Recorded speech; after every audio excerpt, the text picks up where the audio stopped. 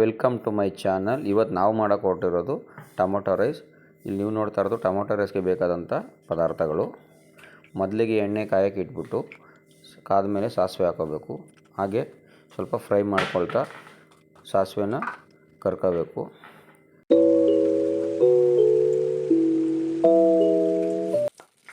ಕರಿಬೇವಿನ ಸೊಪ್ಪು ಸ್ವಲ್ಪ ಜಾಸ್ತಿ ಹಾಕಿದಷ್ಟು ಚೆನ್ನಾಗಿರುತ್ತೆ.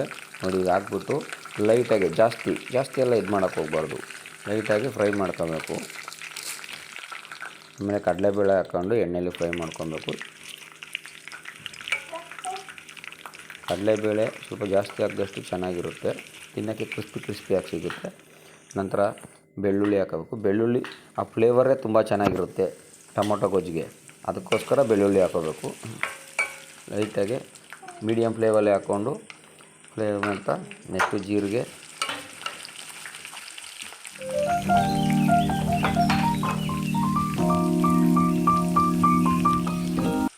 ಇದೆಲ್ಲ ಫ್ರೈ ಆದಮೇಲೆ ಈರುಳ್ಳಿ ಹಾಕ್ಕೊಂಡು ಮೀಡಿಯಮ್ ಫ್ಲೇವಲ್ಲೇ ಸ್ವಲ್ಪ ಯೆಲ್ಲೋ ಕಲರ್, ಬ್ರೌನ್ ಕಲರು, ಆರೆಂಜ್ಗೆ ಬರೋ ಥರ ನೀಟಾಗಿ ಫ್ರೈ ಮಾಡ್ಕೊತಾ ಇರಬೇಕು. ಇಲ್ಲಾಂದರೆ ಕಣ್ಕಿಡಿಯೋ ಥರ ಒಂಥರ ಬ್ಲ್ಯಾಕ್ ಥರ ಆಗಿಬಿಡುತ್ತೆ.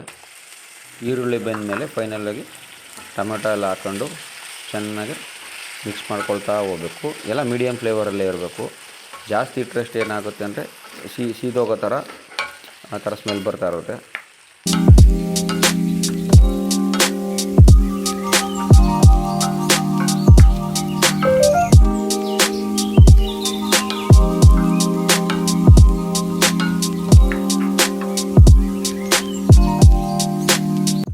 ಟೊಮೊಟೊನೆಲ್ಲ ಬೆಂದಮೇಲೆ ಅದಕ್ಕೆ ಚಿಲ್ಲಿ ಪೌಡ್ರು, 1 ಟೇಬಲ್ ಸ್ಪೂನು ಅರಿಶಿನ ಎಲ್ಲ ಹಾಕ್ಕೊಂಡು ಚೆನ್ನಾಗಿ ಮಿಕ್ಸ್ ಮಾಡ್ಕೊಬೇಕು.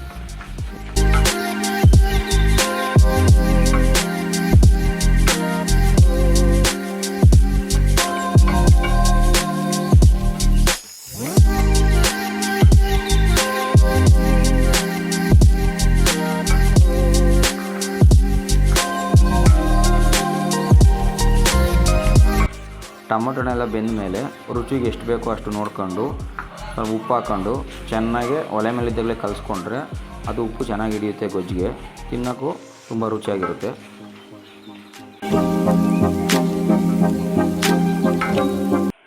ಟೊಮೊಟೊ ಗೊಜ್ಜು ಆದಮೇಲೆ ಒಲೆ ಮೇಲೆ ನೋಡ್ಕೊಂಡು ಬೆಂದಾಯ್ತಾ ಅಂತ ನೋಡಿಕೊಂಡು ಸ್ಟವ್ ಆಫ್ ಮಾಡ್ಕೊಳ್ಳಿ.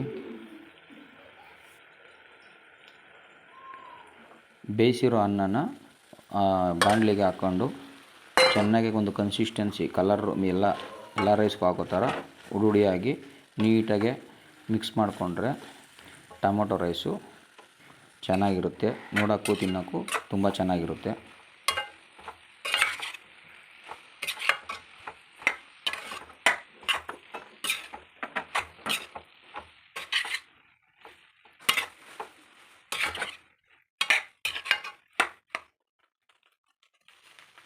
ನೀಟಾಗಿ ರೈಸ್ನೆಲ್ಲ ಕಲಿಸ್ಕೊಂಡಾದ್ಮೇಲೆ ಮೇಲೆ ಸ್ವಲ್ಪ ಕೊತ್ತಂಬರಿ ಸೊಪ್ಪನ್ನ ಹಾಕ್ಕೊಂಡ್ರೆ ರೈಸು ತಿನ್ನೋಕ್ಕೆ ಚೆನ್ನಾಗಿರುತ್ತೆ.